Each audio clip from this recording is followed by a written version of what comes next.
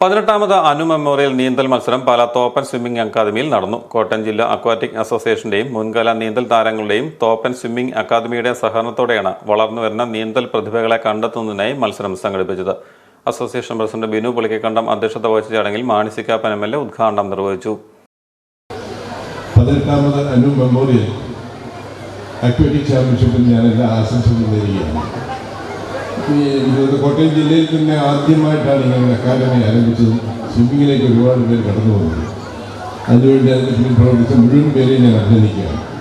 ഇന്നിവിടെ മത്സരാർത്ഥികളായി എത്തിയിട്ടുള്ള കുട്ടികളെയും മാതാപിതാക്കളെയും കോച്ചസിനെയും ഞാൻ അഭിനന്ദിക്കുന്നു. ഈ മത്സരങ്ങളിൽ നിന്നുള്ള ആവേശം കൊണ്ടുകൊണ്ട് പുതിയ കുട്ടികളിൽ കടന്നു വരട്ടെ.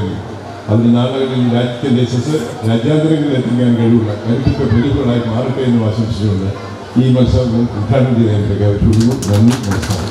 മുതോലി panchayat president Ranjith Meenabhavan, panchayat member Rajan Mundamattam, block panchayat member Roby Jose തുടങ്ങിയവർ സംബന്ധിച്ചു.